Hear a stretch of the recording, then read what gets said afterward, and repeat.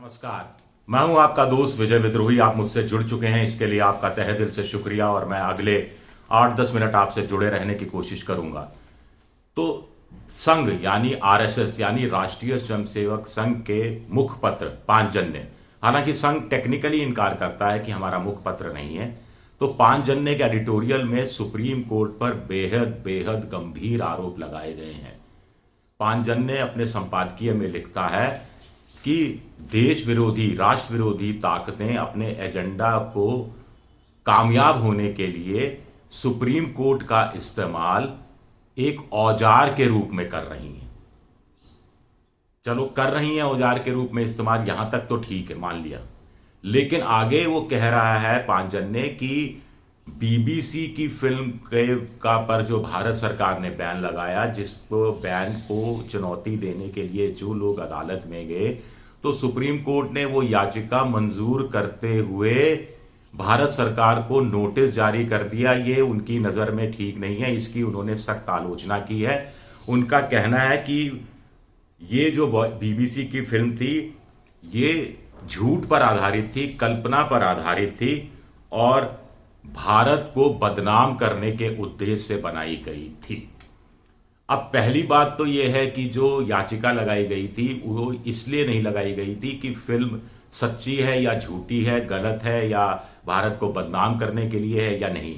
वो लगाई गई थी औचित्य क्या है बैन करने का, और जिस धारा के तहत आईटी की जिस धारा शायद 21 के तहत बैन किया गया, उसके तहत ये बैन नहीं किया जा सकता, इसको चुनौती दी गई थी।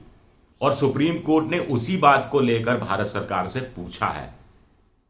तो ऐसे में ये बेमतलब की बात करना या तथ्यों को तोड़ मरोड़ कर खुद संघ पेश कर रहा है, संघ का मुख्य पुत्र पेश कर रहा है, तो इसके पीछे मकसद क्या है। दूसरा, वो ये कह रहा है, उनके शब्दों को आप गौर कीजिए, मैं वही पढ़ के सुनाता हूं कि सर्वोच्च न्यायालय भारत का है, जो भारत के करदाताओं के पैसों से चलता है। उसका काम उस भारतीय विधान और विधायन के अनुरूप काम करना है जो भारत के हैं, भारत के लिए हैं। सर्वोच्च न्यायालय नामक सुविधा का सृजन कर और उसका रखरखाव हमने देश के हितों के लिए किया है। देश के हित के लिए सर्वोच्च न्यायालय बना है, लेकिन वो भारत विरोधियों को अपना मार्ग साफ करने के प्रयासों में एक औजार की तरह प्रयुक्त हो रहा है। अब गौर कीजिएगा इस लाइन पर।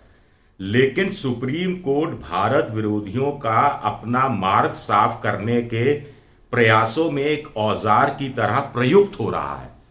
औजार के रूप में ये इस्तेमाल करने की कोशिश कर रहे हैं, ये कहना और ये कहना कि सुप्रीम कोर्ट औजार के रूप में प्रयुक्त हो रहा है, इसमें जमीन आसमान का फर्क है। इसका भाव सीधा सीधा निकलता है कि सुप्रीम कोर्ट ये राष्ट्र विरोधी ताकतें, ये देश विरोधी ताकतें हैं, इनका कहीं ना कहीं साथ दे रहा है, परोक्ष या अपरोक्ष रूप से उनकी याचिकाओं को स्वीकार करके।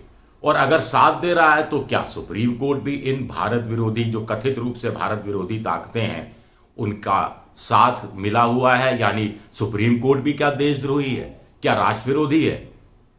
गजब तर्क है साहब।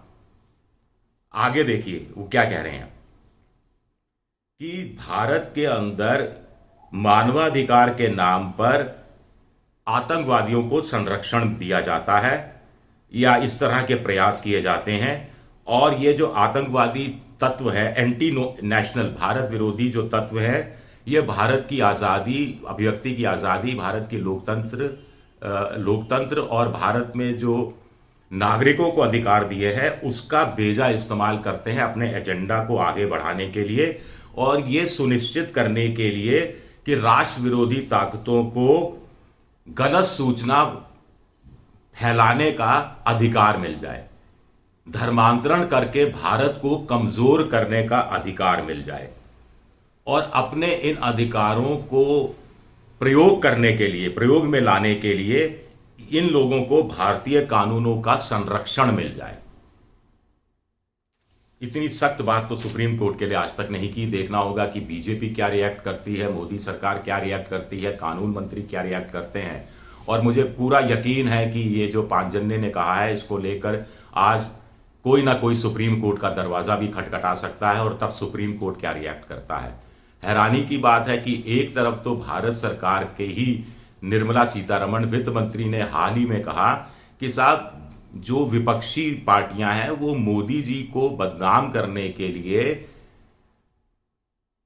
इस तरह के मामले कोर्ट में ले जाती रही, जैसे पेगासस का मामला, 3 तलाक का मामला, धारा 370 का मामला, नोटबंदी का मामला और भी कई मामले।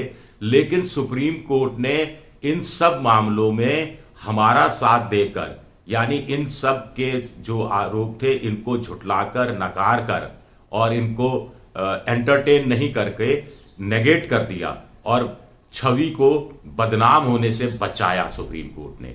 तो एक तरफ तो निर्मला सीतारमण सुप्रीम कोर्ट की तारीफ कर रही हैं, एक तरफ सोशल मीडिया में चल रहा है कि पहले चीफ जस्टिस रंजन गोगोई ने सरकार को खुश करने वाले, राहत में पहुंचाने वाले फैसले किए और राज्यसभा पहुंच गए। फिर एक और जज साहब ने, जो नज़ीर साहब हैं, उनको आंध्र प्रदेश का हाल ही में गवर्नर बनाया गया सुप्रीम कोर्ट से रिटायर होने के 40 दिन के अंदर अंदर। तो उसको लेकर भी कहा जा रहा है कि उन्होंने 3 तलाक से लेकर जो अयोध्या मंदिर और दूसरे मामलों में, नोटबंदी के मामले में भारत सरकार को राहत दी। एक तरफ राहत देने की बात हो रही है, बीजेपी की तरफ से भी राहत देने की बात स्वीकारी भी जा रही है कि हमें सुप्रीम कोर्ट ने जो गलत आरोप लगाए गए थे उनको एंटरटेन नहीं किया और हमें राहत दी, मोदी सरकार को राहत दी। सोशल मीडिया में यह सब चल रहा है। उधर संघ कह रहा है, या संघ का मुखपत्र पांचजन्य कह रहा है कि सुप्रीम कोर्ट राष्ट्र विरोधी जो ताकतें हैं उनके हाथ में एक औजार के रूप में इस्तेमाल किया जा रहा है और इस्तेमाल हो रहा है, प्रयुक्त हो रहा है का शाब्दिक अर्थ तो करीब करीब, या जो भाव है तो इसका यही निकलता है। तो चीजें तो पहले स्पष्ट हों कि सुप्रीम कोर्ट आपके साथ है या आपके खिलाफ है, या सुप्रीम कोर्ट इंडिपेंडेंट बॉडी है, निष्पक्ष बॉडी है, वो जो गुण दोष के आधार पर फैसले देता है, सबूतों के आधार पर फैसले देता है, वो निष्पक्षता से काम करता है और पूरी अपनी एक्सरसाइज करता है जो संविधान के तहत उनको, सुप्रीम कोर्ट को अधिकार मिले हुए हैं। ये पहले तय हो।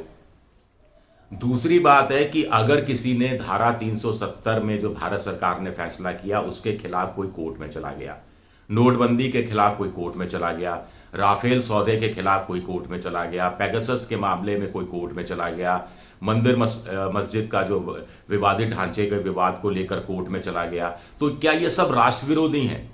ये सब क्या देश को नुकसान पहुंचाने वाली ताकतें हैं? ये सब क्या देश को बदनाम करने के लिए सुप्रीम कोर्ट जा रहे हैं? ये भी अपने आप में अजीब तर्क है।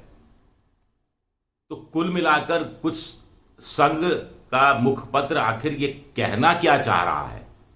और ऐसे कैसे, जब मामला एक तरफ सुप्रीम कोर्ट में है, आप सुप्रीम कोर्ट की गरिमा है, अपना प्रतिष्ठा है, ऐसे में अभी कोर्ट ने कोई फैसला भी नहीं किया और भारत सरकार को सिर्फ नोटिस भेजा है बीबीसी की फिल्म को बैन करने के मामले में, वो भी उसके कंटेंट को नहीं लेकर नहीं है, बैन किस धारा में किया गया, किया जाना जायज था नाजायज था, उसको चुनौती दी गई है। और ऐसे में संघ के मुखपत्र ने कह दिया कि साहब जो फिल्म है वो झूठी है, वो फिल्म भ्रामक है, वो फिल्म कल्पना पर आधारित है, वो फिल्म भारत को बदनाम करने के लिए है, और सुप्रीम कोर्ट के फैसले की आलोचना कर दी जो उसने याचिका स्वीकार कर ली और भारत सरकार को एक नोटिस जारी कर दिया।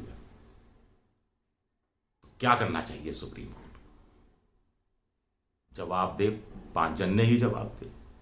शुक्रिया मेरा ये वीडियो देखने के लिए। अगर पसंद आए तो सब्सक्राइब कीजिए, लाइक कीजिए, शेयर कीजिए, और ये जो घंटी जैसी आकृति है बेल आइकन, इसे दबा दीजिए ताकि नया वीडियो आए तो आपको तत्काल जानकारी मिल जाए।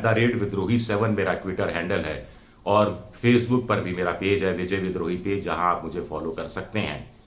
और आपके सवालों का, आपके सुझावों का भी, सवालों का भी जवाब बेसब्री से रहेगा। मेरा एक छोटा सा सवाल है, क्या आप वाकई में पांचजन्य के इस संपादकीय से सहमत हैं कि देश विरोधी ताकतें सुप्रीम कोर्ट का इस्तेमाल एक औजार के रूप में कर रही हैं और सुप्रीम कोर्ट जाने अनजाने में परोक्ष अपरोक्ष रूप से इस्तेमाल क्या हो भी रहा है?